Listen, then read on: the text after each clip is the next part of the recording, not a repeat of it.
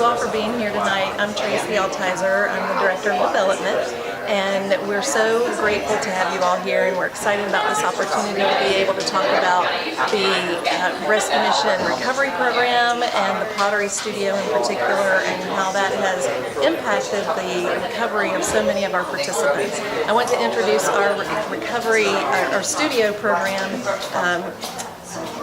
coordinator, Jennifer Mulligan, and she's here to tell us more about the Pottery Studio and the participants. Thank you, Jennifer.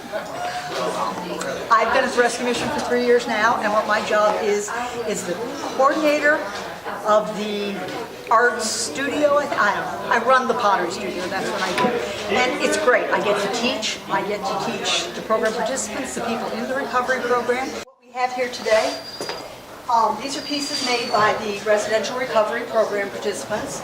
They have been in the program any place from 3 months to 7 or 8 months at this point, and they're taking pottery classes as an elective, so they get to continue with pottery, kind of as long as they're in the program if that's what they want to do. And I think what you'll do is you can see how some of these pieces are really nice. These were made by Dale. He is a pottery assistant right now. It's all very creative. Their skills are really nice. We've actually sold a few pieces, so there's some empty space here. But you can see the projects, like they make slab projects where they roll out a flat piece of clay.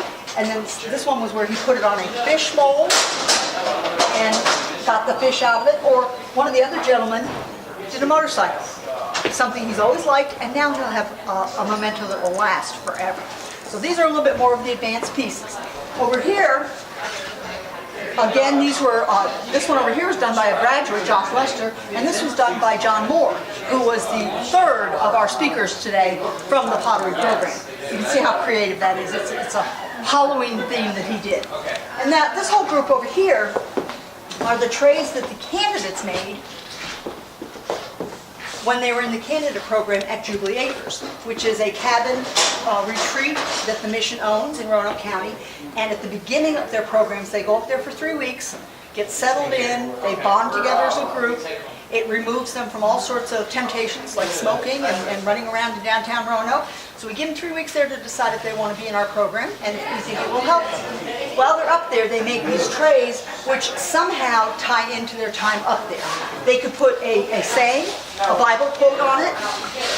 They could use outside nature. Here you can see pine cones and a tree branch and such. One day at a time, a very, very famous principle in recovery. They glaze them, they turn out very creative. Again, I'm very careful not to tell them examples of what they can do, because I want each one to be different. And I think you can see that it is. We're kind of working backwards here, because this is an earlier phase of the pottery. This is where they first make it, and then after it hardens, they go over here and they glaze it. So these are mid-stage, and those are finalized pieces.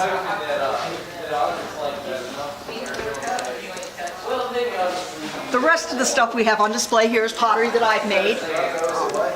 I enjoy making pottery. It really makes me feel good, but to tell you the truth, I enjoy teaching probably more than I do producing. Thank you, Jennifer. Makes me very, very proud. Thank you for the wonderful work that you've done here and that you did today with the Rescue Mission. Thank you. I don't want to do pottery. Do I have to? Yes. Oh. Well, I don't know how to. That's why I'm here. Well, it isn't any good. Look at it twice. After the whole process is done and you pull this out of the kiln, almost all of them go, wow. And it's a really neat transition for them. And it's kind of like what we see in their recovery. They start at a place, they don't know what they're doing, they don't know where they're going. But they transition further and further, they move ahead, and when they leave the recovery mission, we've got a recovery program at the mission, we've got every hope that they're going to be really successful. The 8-week classes, the one thing I do want to also bring in here now, when I have to describe my job, I tell them two things. One is I get to bring my dog to work, and everybody takes her for walks and they love her, but actually my job description is teaching this pottery. I usually say that what I'm trying to do is the academic lessons that they learn in a classroom, I'm trying to have them apply that in a hands-on setting.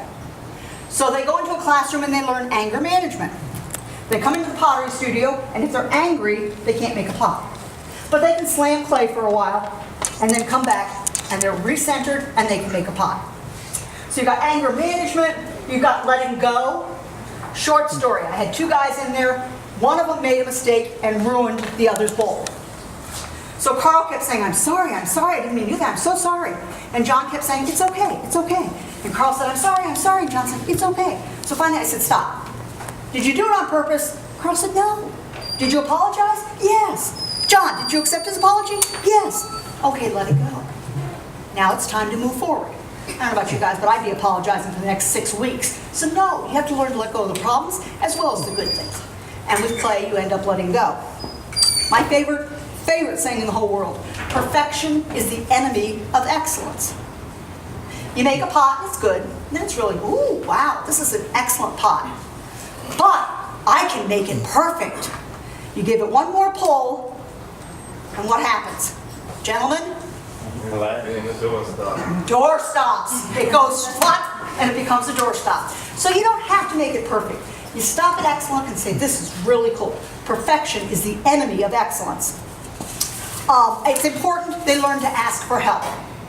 And they learn to ask somebody who knows the answer. It really doesn't do any good for them to look at each other and say, how do I do this? They have to look to me, because that's what I'm there to do, is teach. I also love the fact that I instruct them to ask in a timely manner. If you've got a little problem, you can fix it. But if you don't fix it, it becomes bigger and bigger, and it might reach a point where I can't help you fix it. So ask early, address the problems early. And these are the kind of life lessons that they're learning in their recovery. I have the final life lesson, and this is the one I love the most. It's success. I hate to characterize it this way, but these guys make these lumpy little bowls. They're about this big, they're about this round, just lumpy little bowl. And when they do, they'll go, hey, look what I made. And for somebody who hasn't had a whole lot of success in the last 5 or 10 or 15 years of their life, this is a feeling of success. And that's great. I couldn't ask for more. I do think it's interesting that most of them go, I'm going to give that to my mother. I love it. So, last thing I have to say. I think clay helps you learn respect.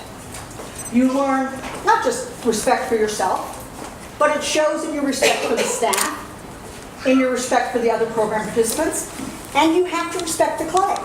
Because if you don't, you end up with doorstops. But if you show respect for the clay, you end up with some really nice stuff. That's it for me. Now I have some gentlemen that are going to speak to you. Mossy?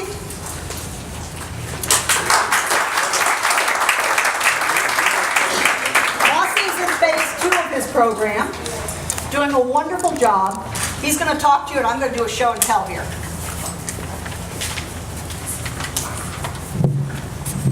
Hello.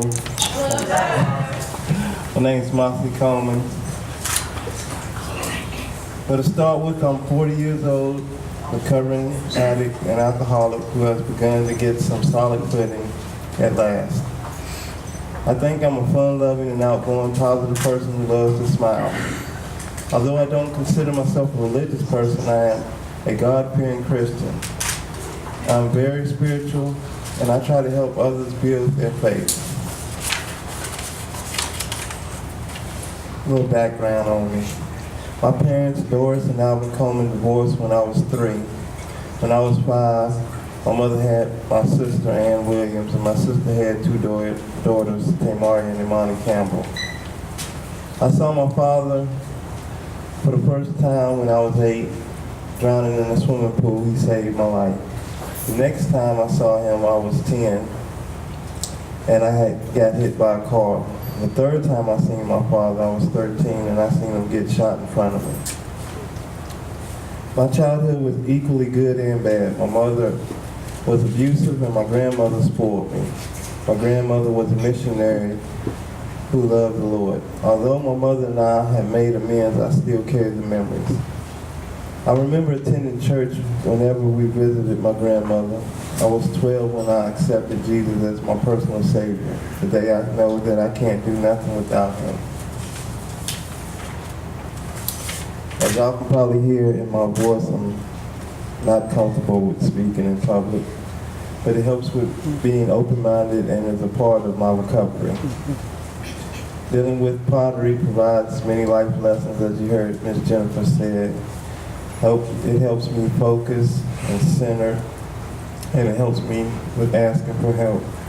The greatest gift of working with clay is it brings me peace and serenity and helps me focus. I love making plaques. I've made two, but they're not finished because they're too big for the camera. Here's an example. My next challenge is to learn to throw clay. I will conclude by leaving you with two Bible scriptures. Jeremiah 18:3-4. Then I went down to the potter's house, and behold, he wrought a work on the wheels. And the vessel that he made of clay was married in the hand of the potter. So he made it again another vessel, as seemed good to the potter to make it. And Isaiah 64:8, yet you, Lord, are our Father. We are the clay, you are the potter. We are all the work of your hands. Thank you.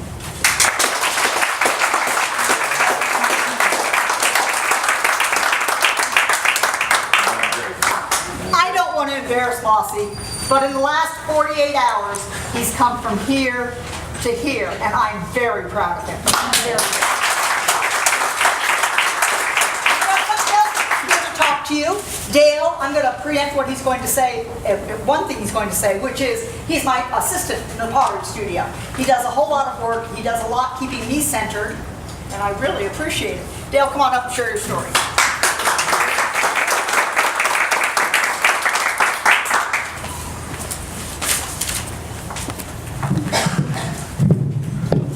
How you guys doing? My name is Dale Vassar.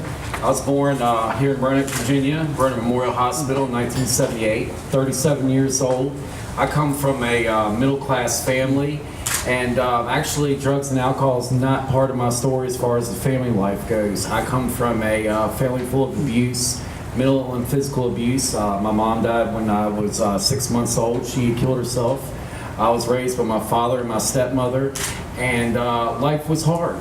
I didn't have a lot, there was no love in the family, there was no support for my father or her, so I had to grow up learning how to fend for myself, and I didn't know exactly where I was going to go. As I got older, I graduated from Patrick High School in 1997. Instead of going to college, I went straight into the workforce. I've always been a hard worker. I got a job as the general manager for KFC and worked my way up from there. I started using drugs when I was 18 years old. Started out with marijuana and drinking, and that's how I ended up making friends. I had no friends growing up as a kid. I had no self-esteem, I had no self-discipline. All I wanted to do was please other people, and I found my worth in my work instead of going out here and finding my worth in what other people thought about me. How I got here was in 2009, I got indicted for 4 counts of distribution of heroin. I was in really bad shape, and I got sentenced to 20 years. I had to pull 2, and God saved me in there. But when I got out, it wasn't my time yet. I spent another probably 1.5 years out here trying to work, trying to do things my own way, and that's how I ended up back in jail again with more charges. I was given a 4-month in-house program at the Roanoke County Jail, Alpha. That's where I started to learn about the rooms of AA, started learning some steps and stuff. I got out of jail and I was put into the drug court program. Again, it wasn't my time. I wasn't ready. I took everybody's help for granted and thought that money could buy my way out of problems. For the last 10 years, I've been in sales. I've been selling frozen foods, which was nothing but a joke. I was con artists and manipulating people. It was a really bad way to make a living. And looking back on that, that's where the all the drugs came into play. Once I got out of jail and I tried the drug court program, I got into the rooms. I relapsed again. And when I went to court, I thought my time was over. Thank God for my lawyer. He talked to me about the rescue mission program. And I didn't know anything about it, but I made a promise to God that I'd be open-minded and willing to walk in here and see what it's all about. When I first got to Jubilee Acres is where I met Jennifer and her dog Riff. And, we started making the slabs, the trays and all that stuff. When I got to the mission, I met some really good people. Dave Hankins is my coach. He's been remarkable for me. What the Rescue Mission has taught me is it's taught me how to have self-esteem now, learn how to love myself through Genesis class and through codependency and everything else. I learned that I was an angry person, how to take care of it. I learned what it's like to love myself and to love others. It taught me how to have a church family and how to be able to ask for help. That's something I couldn't do before. I thought I could do everything on my own. Now today I know how to ask for help. I know what it's like to walk around today without any money in my pocket and have everything that I want. What pottery's done for me is at Christmas time, when I didn't have any money to buy any gifts, I made pottery for everybody. And I can't tell you how happy everybody was for the pieces that I made because it came from my heart. I did something that came from me, not from what I could buy somebody. I learned what real, true love is and what family is and how to really go about those things. And, I learned all this at the mission. God saved my life, but other than that, through, making this pottery, it's given me a chance to, do something I'm not good at, find a hobby, find something that I can be invested in, something I can be passionate about, something that I can actually care about in life. And I really, I really want to thank Julie and Honor Sylvester Johnson for this program because it's given me a chance, and since I'm doing a good job here, I think it's going to give some other guys a chance that were in the same boat that I was in jail.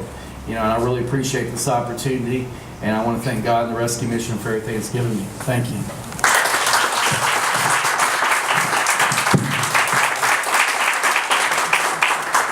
Tracy's going to take back over in a moment, but I wanted to tell you that as soon as we take a little break here, 3 of our gentlemen are going to come up here and be more than happy to talk to you about what's going on.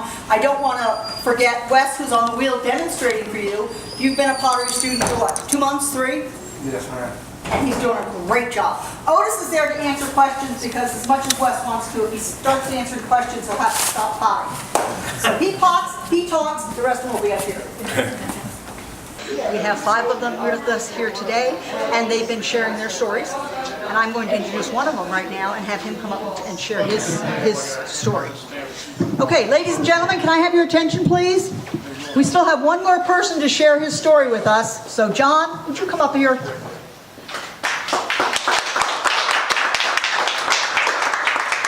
This is John Moore. He's phase 2 in our program, and he's here to talk to you. Hi, I'm John. Just real quick, my story's pretty generic. I've often joked that if you go to any AA meeting, you're going to hear my story. Any room, any town, anywhere in this America here. But to me, it was my own personal tragedy. I know that God works in mysterious ways, and He took a 38-year career alcoholic. I shouldn't say career, but I drank for 38 years. And it came down to the point where a doctor told me I gotten suicidal because of my drinking. I'd lost everything. Doctor told me, he said, John, one of the 2 things is going on. He said, either your liver is so shot that I'm not getting readings off your blood work, or 2, that the good Lord's intervened. And he looked at me and he said, you look pretty healthy to me. I'd like to think that the good Lord's intervened. Told me about the rescue mission here, and I didn't know that a lot about it, but I did find out a little information, and I thought, I'll give it a try. When I first came down, I'll be the first to admit, it was very, very hard. They was teaching me, I didn't know at the time, but they was teaching me how to live sober. 38 years is always my way or no way, and all at once I'm being taught, this is life. You're going to have to live on life's terms.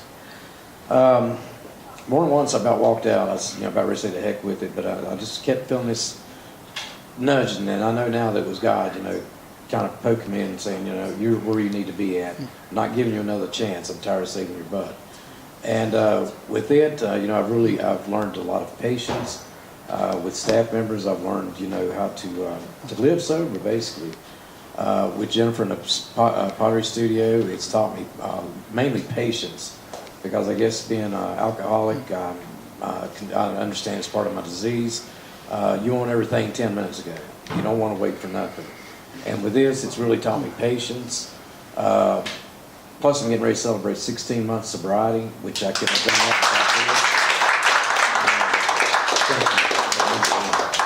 without this.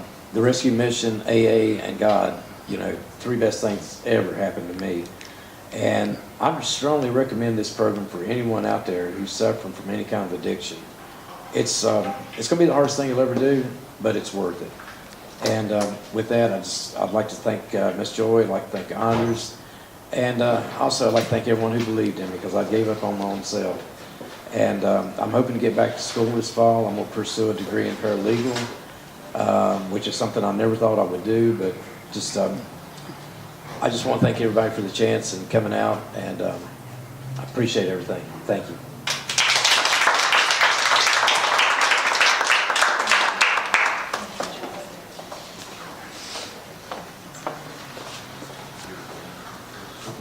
Thanks everybody for coming tonight, and hope you got to enjoy a special evening and some great art and hear some wonderful stories from some great artists. And so remember, Gives Day is till 11:59 tonight.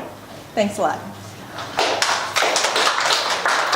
Okay, we're gonna pause in our program for just a moment because we have a special visitor who just came in and asked if he could take the mic for a couple minutes for a presentation. So, Alan, if you'd like to.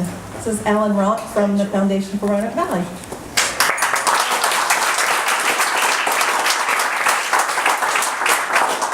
Thank you for letting me intrude for just a second. As you know, today is a wonderful day with the Roanoke Valley Gives, and certainly the Rescue Mission is putting in a valiant effort to go after both leaderboards. And so there's 6 hours left, I think, and we've already been amazed with the wonderful response of the community. But during the course of the day, we also had incentive prizes for certain times of the day, and so the Rescue Mission receives an extra $1,000.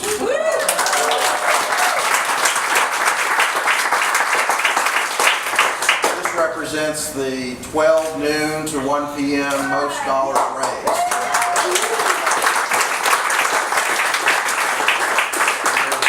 We're delighted with that, and again, we know it will be put to wonderful work and what y'all do and everything that y'all make happen. And so we're delighted to just come by and make a presentation. And some of us have been in the office since 10 o'clock last night, so we're about ready to take a little break. But anyway. Now we want to see you again.